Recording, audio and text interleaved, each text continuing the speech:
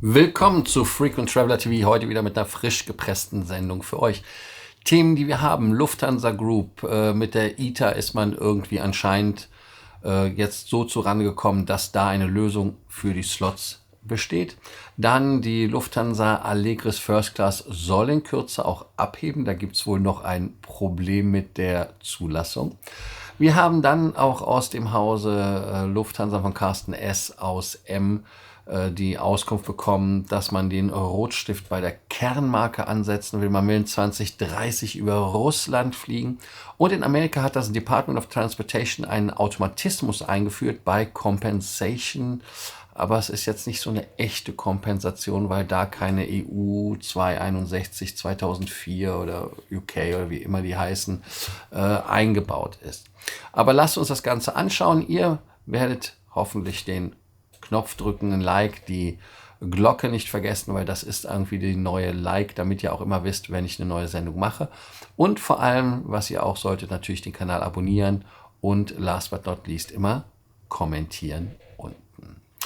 Ja, wir haben dann auch schon den ersten Teil der Sendung, nämlich die Überschrift und alles. Ihr sagt, warum hat er so eine Mütze an? Ich wollte euch meine Haarpracht ersparen. Das war die erste Mütze, die ich hier greifen konnte. Hatte keine gefunden und bin zu faul gewesen, sie zu holen.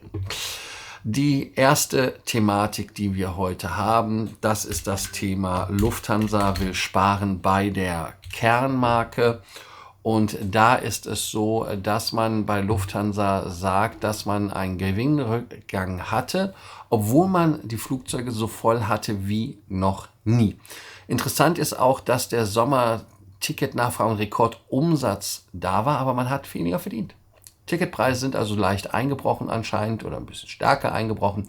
Und Carsten S. aus M., Name der Redaktion bekannt, nicht geändert, hat da halt ein bereinigtes EBIT bis 2026 um 1,5 Milliarden brutto zu verbessern. Also da möchte er einsparen und den Rotstift ansetzen. Ja, das ist in etwa so, dass man so viel hat, wie man im gesamten Konzern erwirtschaftet hat, also damit man das mal einordnen kann und sieht, was das an Geld ist.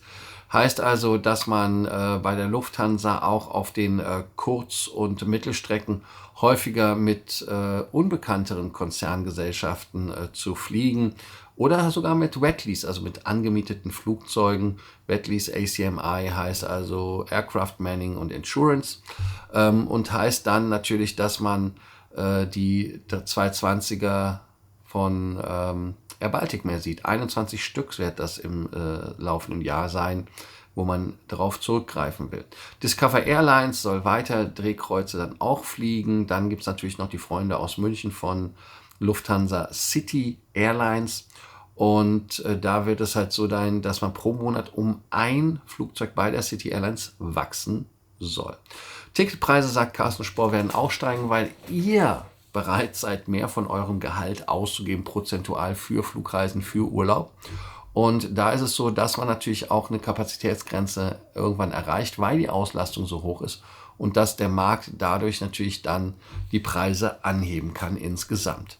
Auslastung ist halt so hoch wie noch nie, das hat er auch gesagt. Und zwar ist es so, dass man bei den Fluggesellschaften 40 Millionen Fluggäste beschäftigt hat, befördert hat. Und die Ticketpreise allerdings nicht so gestiegen sind. Auch hat man teure Rückerstattungen, günstig gestiegene Personalkosten, Gebühren. Das bereinigte operative Gewinn EBIT im Sommerquartal ging um 9% auf 1,3 Milliarden zurück. Weiter geht es dann, dass man die Ergebnisse aus dem ersten Halbjahr sich nach 9 Monaten unterstrich ein nahezu halbierter Gewinn von 830 Millionen einstellt. Also man sieht es. Es werden dann weiter ausgeführt von Lufthansa, dass natürlich Flugzeuge fehlen. Die 350er kommen verspätet. Wir sehen das ja in der First Class, was nachher auch noch ein Thema ist. 777 lang und breit nicht zu sehen. Heißt also, man muss auf altes Fluggerät zurückgreifen, was natürlich auch dementsprechend teurer ist. Letztlich hat man das aber nicht das Angebot im Sommer so stark ausgebaut, wie man es eigentlich wollte. Und damit ist die Gewinnerwartung auch diesmal jetzt gedämpft. Man stellt ja auch Strecken ein, beziehungsweise man reduziert diese. Und damit ist es so, dass er für 2024 konzernweit einen bereinigten operativen Gewinn von 1,4 bis 1,8 Millionen Euro erwartet. Zum Vergleich, im Jahr 2023 hatte die Lufthansa im Tagesgeschäft 2,7 Milliarden verdient, nur damit ihr mal so eine Zahl hört. Die Aktie hat natürlich dann direkt gesagt, wir sacken ab. Ich gebe hier natürlich wie immer keine Aktieninformationen an dieser Stelle. Ist halt zeitweise 5,6% an Wert runtergegangen. Und was auch spannend ist, ist dann, dass die Lufthansa auch zu den schwächsten Titeln im MDAX gehört. Also fast bis vom Jahreswechsel bis jetzt 19% verloren. Ich habe für euch die erste Frage des Tages und die erste Frage des Tages ist, seid ihr wirklich bereit, mehr Geld für die Tickets zu zahlen? Also mehr prozentual zu dem, was ihr verdient, heißt also damit, dass wir die Lufthansa unterstützen und subventionieren in einem Hochpreis. Oder macht ihr Auslagerungen, macht ihr das so, dass ihr von anderen Flughäfen abfliegt oder andere Fluggesellschaften wählt, die vielleicht billiger sind und interessanter sind. Da bin ich mal gespannt, was ihr dazu sagt. Wir gehen jetzt weiter mit dem Thema Lufthansa, und zwar will man in 2030 wieder über Russland fliegen. Ja, also die Lufthansa geht ganz fest davon aus, dass man hier wieder über Russland fliegen kann. Heißt also, dass das kommerzielle Rückgrat im Moment natürlich der Nordatlantik ist. Das ist halt so, weil es nach Osten halt nicht so funktioniert, aber einmal von Preisen her, aber auch halt von den ganzen Kosten kann man nicht decken. Und Carsten S. hat gesagt, wir werden in China nicht von der Nachfrage gebremst, sondern von ungleichen Wettbewerbsbedingungen. Wir erinnern uns ja an Fluggesellschaften aus China, die einfach durch durch die UdSSR, wollte ich gerade sagen, durch Russland durchbrettern. Und im dritten Quartal ist halt wirklich so, dass die Durchschnittserlöse aus der Asien-Pazifik-Region um 15% eingebrochen sind. Fluggesellschaften, die natürlich aus China kommen, diktieren die Preise, und zwar nach unten, weil sie es können, weil sie halt nicht so viele Kosten haben. Aber auch Air France, KLM und British Airways haben halt das Geschäft Richtung China, Asien und Osten im Allgemeinen aufgegeben, reduziert zumindest, weil sie unter denselben Problemen leiden, unter dem ungleichen Wettbewerb. Und jetzt geht das so, dass man natürlich hofft, dass unabhängig vom Ausgang der US-Präsidentenwahl die USA immer noch ein wichtiges Ziel bleiben. Ja, ich habe gerade USA wieder für November gebucht, bin ich also auch auf dem Weg hin. Und ab 2028 soll es so sein, dass man bei der Lufthansa von geopolitischen Faktoren ausgeht, die Russland dann wieder öffnen. Bis 2030 wird der russische Luftraum 2028, 2029 wieder offen sein. Ich denke, darauf hoffen wir alle.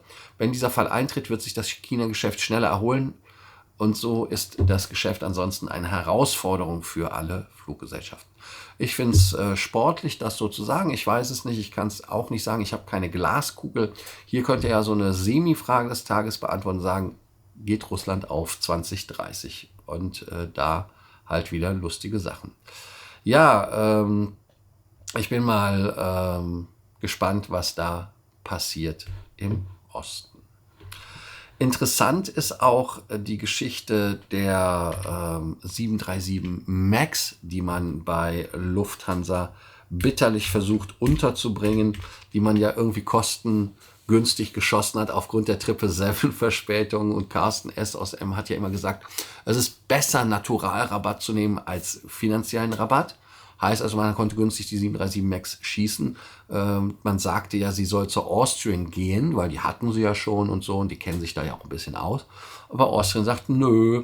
Der Kollege Scortino war das, wer hatte das gesagt? Ja genau, Francesco Scortino auf der Pressekonferenz hat Folgendes gesagt. Das Flugzeug hat keine Containerlademöglichkeit, und dass sie zur Austrian kommt, da rechnet man nicht mehr mit. Also interessante Aussage. Man setzt stattdessen auf den 320er Neo. Und jetzt sagt ihr, ja, Container, also normalerweise ist es ja so, wenn man Koffer belädt, dann werden Container reingeschoben mit den Koffern. Bei den 737 ist es so, das sind Handlader, das heißt also, da muss man reinkrabbeln, kann nicht drin stehen. Deshalb ist der Dackel auch so niedrig, dass man im Prinzip das in die Tür reinladen kann, das Gepäckstück, und reinlaufen lässt. Und das ist halt ein riesen Nachteil. Und damit ist es so, dass man zwar bei der Austrian den letzten Linienflug 2016 mit einer 737 hatte. Das war die, haben wir den Namen? Nein, haben wir nicht, aber es war eine 737-300 Und zwar ist die bei der Lufthansa auch geflogen dann. 95 letzte Boeing, genau, und dann ist 29. Oktober geflogen und die steht jetzt, glaube ich, auch eine Maschine in Hamburg bei der Technik, die wir ja auch mal besucht haben. Also insofern bin ich da mal gespannt. Das war nicht Austrian, das war Lufthansa, der letzte Linienflug. Und die Austrian hat also keinen Bock auf den Flieger. Das sind so diese leichten Hinweise aus Wien an Frankfurt, wo man sagt, schaut mal, wo ihr die hinbekommt. Wir wollen nicht. Ihr könnt ja mal die zweite Frage des Tages beantworten. Wer bekommt im Konzern die 737 MAX? Fragezeichen. Und das wird halt in meinen Augen auch ein spannendes Thema werden. Vielleicht enden Sie bei der Lufthansa City Airlines in München, weil sie halt nicht anders können und sich nicht wehren können. Aber ich glaube schon, dass das ein Nachteil ist, dass man alles per Hand verlädt und natürlich auch ein Garant dafür, warum die ganzen Koffer kaputt gehen. Weil da fällt mal was hin, da werden die hingeworfen und so weiter. Also da gibt es in meinen Augen bessere Flugzeuge. Aber so ist das. Wenn sie billig waren, dann kauft man billig. Wir haben die lustigen Freunde von der Alitalia. Und da ist es so, dass die EU-Auflagen, die die Übernahme der ITA quasi begleiten, vor einer Lösung stehen, also im Lösungsbereich sind, wie man bei Lufthansa sagt. Lufthansa rechnet mit einer finalen Freigabe bei der ITA bis Jahresende und die Deadline ist der 4. November. Heißt also, bis dahin muss die Strecke vergeben sein. Also nicht nur, dass man da dann nicht mehr nur sagt, ja, so will die keiner haben, sondern die müssen aktiv gemacht werden, vermarktet werden. Und im Moment ist es so, dass man in Mailand EasyJet, die ja aus Venedig abgezogen sind, da gab es böses Blut, auch unterstützt werden müssen vom Lufthansa-Konzern. Heißt also, Lufthansa fliegt für EasyJet. Das finde ich sehr amüsant. Und deshalb, die Lufthansa sei diesbezüglich sowohl für die Kurzstrecken als auch für die Langstrecken in einem Lösungsbereich, sagte Spohr am Dienstag vor Medienvertretern.